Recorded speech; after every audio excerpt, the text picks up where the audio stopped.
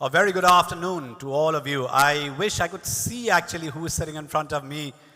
Is that possible to put some light on the audience? It's not possible? Okay, because otherwise I'm looking at a dark room. But I have spent, I was telling them, a lifetime speaking to a camera. My journey has been rather lonely. I've been a storyteller, but a rather lonely storyteller because all I did was to speak to the camera mostly. So I am used to this, but I'd still prefer some light on the people that I'm speaking to. It's not nice to be on the spotlight or to be caught. It's like a deer getting caught in the spotlight. You know, stories matter. And that's why I am in this profession of storytelling. And I'd still ask, even if I can't see you properly, of how many of you love traveling? Can you raise your hands? How many of you like asking questions? And how many of you like telling stories? I mean, I couldn't see, but I'm guessing that some of you did raise your hands, right? Now, if you like traveling, and if you like asking questions, and if you like telling stories, then you would be choosing a profession like mine, which took me to, as the introduction said, to distant places, places that I did not know of, people that I did not know they existed even. I went to those places to be able to tell stories, to bring back those stories and try and shake the collective conscience of humanity, of governments, of lawmakers, of policymakers, to be able to try and make a little change in our society, to try, as they say, to make the world a better place. And I believe very strongly that one of the ways to try and make the world a better place is through stories. Stories connect us. Stories are in fact, the fundamental and the only connecting fiber of the human society. What happened next? These are the three most beautiful words in the English language. If you know the answer to that, you are a storyteller.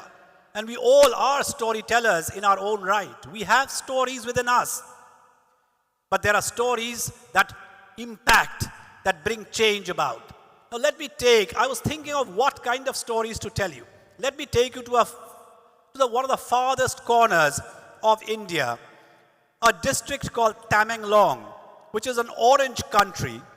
It is on the border of Manipur, Nagaland, and Myanmar. And in a village called Longgipa Bram, a place I had never been to. More than 20 years ago, a young captain was inducted into his regiment was moving to this place called Tamenglong. He came from the south of India, had no context to where he was going, and like most army battalions being inducted into a new place, they went out there. The situation those days was so bad in terms of violence and conflict that army helicopters had to fly ahead to clear the ambushes. In this kind of a situation, I'm going to call him just D instead of giving you the name. So Captain D, along with his entire team, reaches Tamenglong and he's sent on a patrol. And he's sent on a patrol to try and protect a village against terrorist attacks. D, along with a platoon of soldiers, crosses 2 rivers, crosses some hills, has a map with him, doesn't know the terrain, doesn't know the language, enters a church, mills with the people, and is now on his way to that village. In the village, the villagers have been staying up all night, and the village chief, Mr. Attenborough, sitting on the treetop.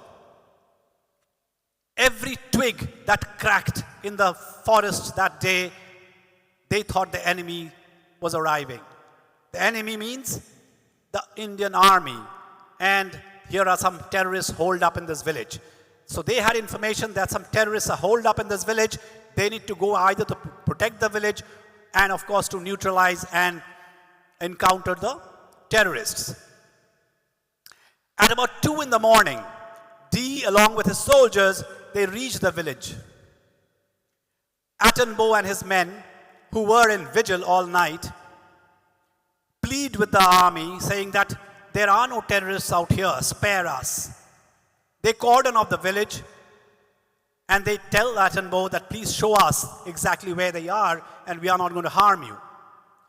Attenborough has been trying all day to persuade the terrorists to leave the village. The terrorists, in fact, were hiding in that village. They had come to collect a tax, alleging that the villagers had stolen livestock from the nearby village. Before the conversation could end, firing starts. And there is a war going on between some terrorists, we don't know the number of people, and members of the Indian Army. D's carbine, the rifle that he uses, the gun, stops working. He gets shot on his leg. A door comes flying with a grenade planted on it and hits him. And before he knows, another bullet hits him somewhere near the chest and he falls down.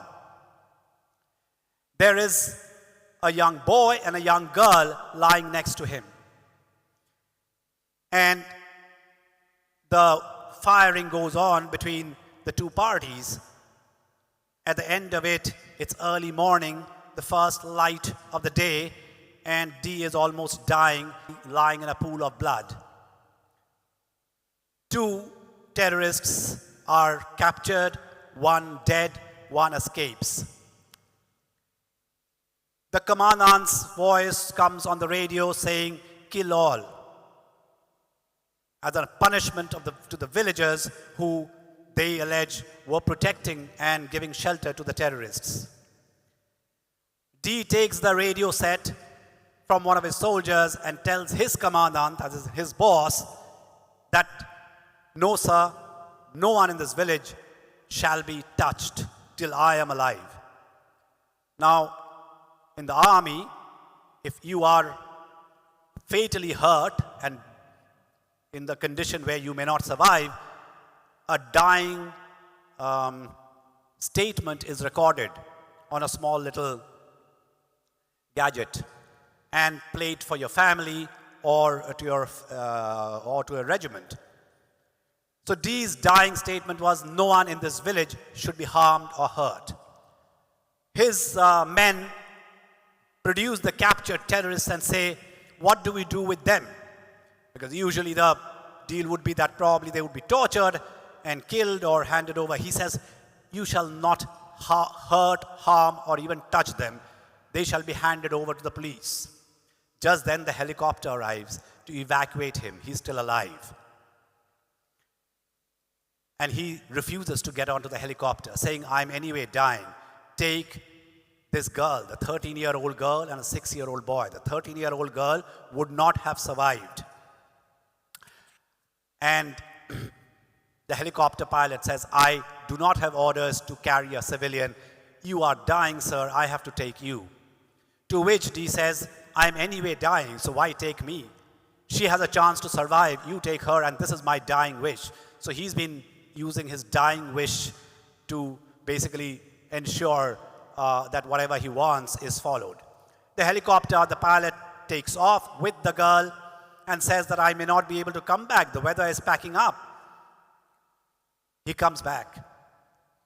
D is still alive. D is taken to the nearest hospital and then to actually the base camp in Kohima, which is also an important base camp during the World War.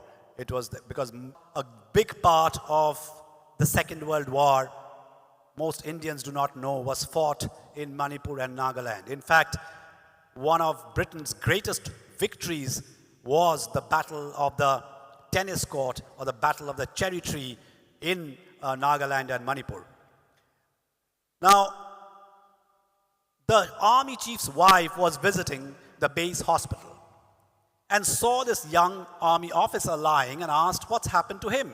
And someone said that he is battle hurt and his leg has to be amputated. To which the army chief's wife said, pastor remarks, says, who is going to marry this man with an amputated leg? Why can't we save his leg? To which they said that then he needs to be evacuated, as in flown into Bombay immediately. And she said, why not? So she arranged for his transport, and he was taken to Bombay. There was reconstructive surgery done, and his limb was saved. Many years later, 16 years after this incident happened, Dee's life by then had transformed completely. One of his friends, Colonel Choker, takes up position in Tamenglong, and he asks Choker, can you go to this village and find out whether this girl survived or not? Can you find out where is Attenborough? Choker comes, asks the village that where is Attenborough and where is this girl? And they said, where have you come from? And he says, so and so has sent me. And they can't believe. And they said, he survived? He's alive? So they get in touch with him. And they invite him back.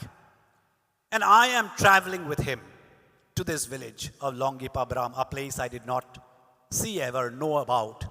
He had spent only one night, remember, there.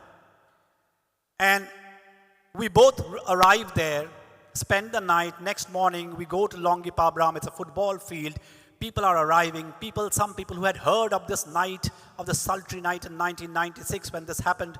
Some people who were still alive and who witnessed that night. And it was such an emotive atmosphere. Everyone was almost breaking down on the verge of tears.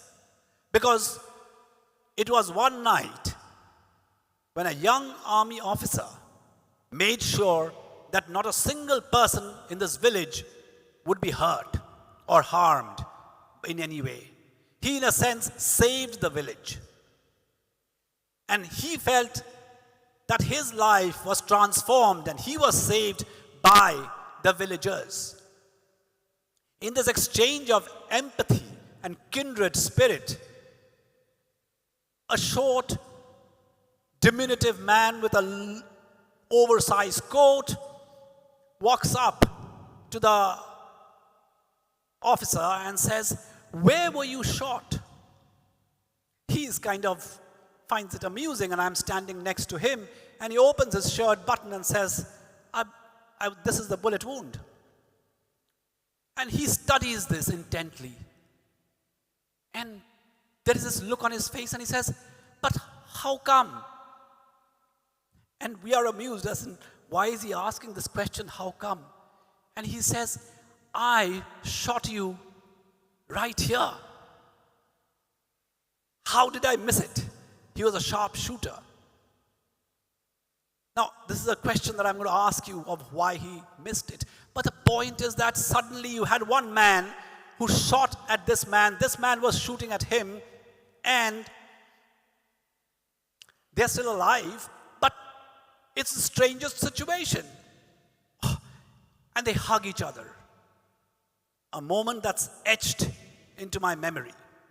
Now this story, and I will read out the letter or the journal entry which he had noted down when this incident happened to him. He said, I looked at the girl. She was very young, perhaps 6 or 7. Her body was trembling. Her eyes are red, so are her hands. It is her blood let out by bullets that pierced her tender hands. The little girl's pain and tears hurt me more than my own wounds. I try to turn over to touch the girl to wipe her tears. Her fear and possibly the pain increases. I try to give her a chocolate. She doesn't take it. Perhaps she has never seen one, or she doesn't want it from me. I try smiling. She's confused. I cannot believe how close she came to dying. An innocent angel. Only chance spared her then. Yet she had no chance of survival if she didn't reach a hospital soon enough. The nearest hospital was at Tamenglong district, which was 6 hours away on foot. Perhaps that may be too late. The chopper arrived to take me to the military hospital. I requested for a girl to be evacuated to Tamenglong, where my battalion was stationed. The pilot refused, insisting that I needed immediate medical attention and doubted if he could ever reach me in time. I spoke to my commanding officer, Colonel Vipin Nautiyal, and requested him, if need be, consider it as my last wish. The girl left for Tamenglong. I knew her death would neither be illegal nor immoral. It would have been reported as killed, injured in crossfire. But I knew I couldn't carry the burden of guilt of the death of an innocent child who didn't even know the name of the region or even the village that lay beyond her wooden home nor her religion, in whose names we were fighting in her courtyard. So, out here were two men fighting for their own causes, right or wrong. And these children were caught in this crossfire. And then after 16 years, the village and these men come together in a completely different world, as if that never happened, as if they are brothers, as if they are sisters, as if they belong to each other and they are one family. I mean, those are parts where the Indian army or the Indian state is not looked upon very kindly. Those are parts where there have been gross human rights violations for decades. Those are parts that are outside the map of India as we understand India. Those are far from your center, far from Sonipat, places you've not heard of, places you will not travel to, but places which matter, places which are, there are real people, not imagined communities who live out there. And we need to bring those stories to tell and how stories impact. You know what happened after that? We carried the story. The story was viewed, watched. People poured in their help. They wanted to come out and help these people. Not that they wanted any help. Today, there is a national highway that passes by that village. Today, the big multinationals have extended help to train the young people in that village. Schools have been set up, training centers have been set up, water supply is there, and roads have come. That village suddenly has come back into the map because of an incident that happened 20 years ago, an incident of conflict, but an incident that also gives us hope. The human race for long imagined that they are only ones who can communicate. One of the reasons why we are different from the rest of the animal kingdom is that we can tell stories. Others can't. Probably. We can communicate. Others communicate in a different way. We communicate in a completely different way. And we thought that we were superior to the other beings. Except in 2025, scientists have found out that bonobos, very close cousins of the humans, another ape, also are capable of complex meaning making and full sentences. But you know what? Human beings, despite being able to communicate with each other, most of our communication collapses. We have 5 wars going on right now across the world, hundreds of conflicts, millions of people are destitute, deprived, displaced, homeless, are barely surviving. What bonobos do is that they privilege cooperation over competition. Humans compete more than cooperate. And I think we probably could learn a thing or two from the bonobos, our close cousins, of an alternate imagination, a world where stories will privilege kindness, empathy, cooperation rather than competition. Thank you so much.